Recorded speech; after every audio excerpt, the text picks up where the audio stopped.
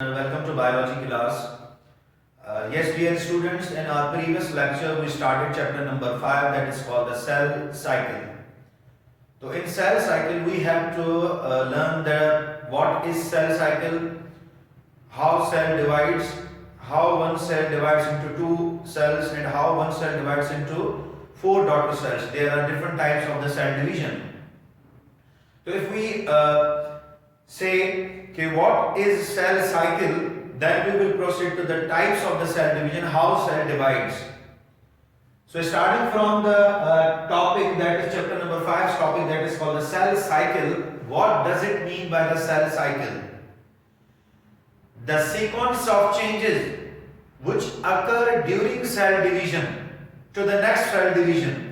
जब एक cell divide होता है उस टाइम से लेके जब दूसरा सेल डिवाइड होगा, मतलब बिटवीन टू सेल डिविजन्स, एक सेल डिवाइड हो गया फिर फर्दर वो डिवाइड हो, तो in between these durations there are some changes occurring inside the cell of living things.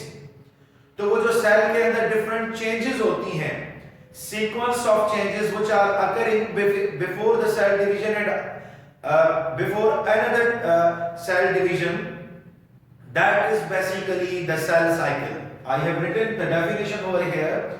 Sequence of changes which occurs between one cell division and next is called cell cycle. तो ऐसी sequence of changes को हम cell cycle कहते हैं. Now अगर हम cell cycle की बात करें तो सेल जब डिवाइड होता है तो उसके बेसिकली दो फेजेस होते हैं. एक ऐसा फेज जिसमें सेल अपने आप को प्रिपेयर करता है, cell undergoes preparation to divide, and finally there is another phase और स्टेज जिसमें सेल डिवाइड होता है. तो सेल का वो पीरियड जिसमें सेल अपने आप को प्रिपेयर करता है डिवाइड होने के लिए, that is called interphase, or simply we can say it is the resting period, and another phase that is called M phase. तो ऐसा फेज जिसमें सेल अपने आप को प्रिपेयर करता है, रेडी करता है सेल डिवीजन के लिए, जो चीजें सेल डिवीजन के लिए उस सेल को रिक्वायर्ड होती हैं उनकी सिंथेसाइज करता है उनको, तो that period is basically called interphase.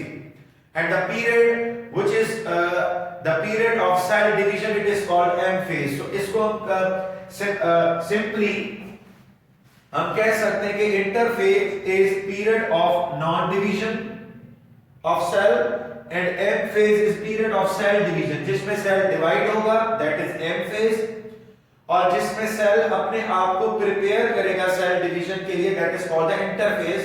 That's why it is called period of non division. What happens inside the during this phase that is called the interphase? It is the period of cell cycle between two consecutive division that is called the interphase. एक cell division होगी, अब दूसरी होगी, उसके बीच का जो period है उसको इंटरफेज कहते हैं. उसमें सेल अपने आप को प्रिपेयर करता है फॉर द नेक्स्ट डिवीजन, उसमें जो चीजें उसको रिक्वायर्ड होती है वो करता है. अब यही इंटरफेज जो नॉन डिवीजन फेज होता है किसी भी सेल साइकिल का, या हम कह सकते हैं it is the phase of preparing. It is the preparing phase for the next division. It further divides into two phases, G1 phase, S phase that is called synthesis phase, G2. अच्छा, G1 phase को gap 1 phase भी कहते हैं, S phase is called synthesis phase, G2 is called gap 2 phase. अब इन phases में you already know कि interphase is the phase of a cell division in which cell prepare itself for the division. What kind of changes occur during this phase? What kind of preparation cell performs during this phase? So you can see here in detail. After this phase, when cell prepare itself for division, then cell will proceed to the next phase that is called the M phase, in which cell finally divides into two cells or more than two cells. It depends upon the type of division, whether it is mitosis or meiosis. Now see, if G1 that is called the gap 1 phase what happens during this phase. अगर interphase में आप G1 की बात करेंगे तो उस phase में cell कौन सी प्रिपरेशन करता है? सबसे पहले cell grow in size, cell की साइज बढ़ती है। एंजाइम्स आर सिंथेसाइज्ड, वो एंजाइम्स जो सेल को डिवाइड करने के लिए रिक्वायर्ड होती है उनकी सिंथेसिस होती है, वो प्रिपेयर होती हैं।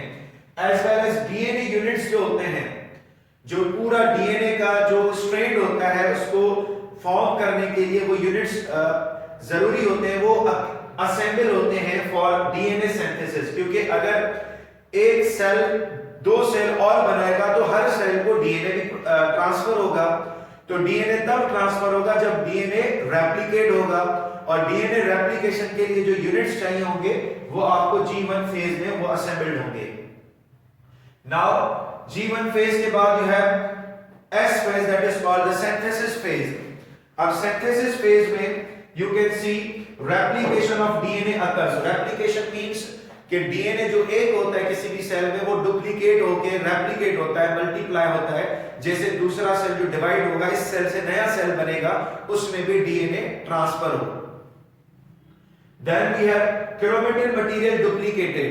And what is chromatin material? You already know chromatin material is a network of chromosomes which is present inside the nucleus of cell. वो भी डुप्लीकेट होते हैं, नंबर ऑफ क्रोमोसोम्स भी डबल हो जाते हैं बिफोर सेल डिवीजन। फिर जब सेल डिवाइड हो जाता है तो दोनों सेल्स में, पैरेंट सेल में और जो डॉटर सेल उससे सेल बनता है, दोनों में नंबर ऑफ क्रोमोसोम्स इक्वल होते हैं। Then we have G2 phase, that is called gap 2 phase. ये फाइनल फेज होता है इंटरफेज का, जिसमें सेल अपनी प्रिपरेशन कर रहा होता है।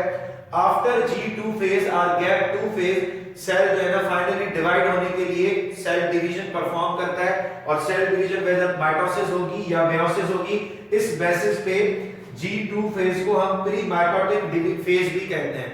बिफोर सेल डिवीजन का जो फेज होता है that is called G2 phase. Now इसमें कौन कौन सी चेंजेस होंगी, सीक्वेंस ऑफ जो चेंजेस होती है ड्यूरिंग इंटरफेज, उसमें G2 में कौन सी होगी? Cell grow in size, cell की साइज बढ़ेगी। दैट जो सेल के अंदर ऑर्गेनेल्स होते हैं, जो आपने चैप्टर नंबर 4 में पढ़ा, सेल ऑर्गेनेल्स और साइटोप्लाज्मिक ऑर्गेनेल्स, वो भी डुप्लीकेट होंगे, वो भी मल्टीप्लाई होंगे, रेप्लिकेट होंगे, क्योंकि जो नया सेल बनेगा उसमें भी सेल ऑर्गेनेल्स आने चाहिए। तो G2 फेज में cell organelles are replicated and finally enzymes are synthesis for cell division. जो सेल डिवीजन के लिए एंजाइम्स रिक्वायर्ड होती हैं वो भी सिंथेसाइज होती है ड्यूरिंग G2 फेज। तो ये आपका इंटरफेज यहाँ पे खत्म हुआ, जिसमें सेल अपने आप को प्रिपेयर करता है फॉर सेल डिवीजन। जब सेल प्रिपेयर कर लेते हैं तो अब फाइनली टाइम आता है सेल की डिवीजन का। जब सेल डिवाइड होता है तो उसमें दो किस्म की सेल डिवीजन की हम टाइप्स पढ़ते हैं। First one is mitosis and second one is meiosis. ऐसी सेल डिवीजन जिसमें जो सेल डिवाइड होगा that is called parent cell, वो अगर डिवाइड हो दो सेल्स में और जो दो सेल उससे बनेंगे उनको हम कहेंगे डॉटर सेल्स। इस तरह से वो सेल डिवीजन हो कि जो सेल डिवाइड हुआ पैरेंट सेल और जो सेल उससे बने that are called the daughter cells, इन दोनों में नंबर ऑफ क्रोमोसोम सेम हो तो उस सेल डिवीजन को हम माइटोसिस कहते हैं। टाइप ऑफ सेल डिवीजन जिसमें एक सेल जो सेल डिवाइड होगा that is called parent cell, दो डॉटर सेल्स में डिवाइड होगा। इस तरह से डिवाइड होगा कि पैरेंट और डॉटर सेल में नंबर ऑफ क्रोमोसोम्स आपके सेम होंगे।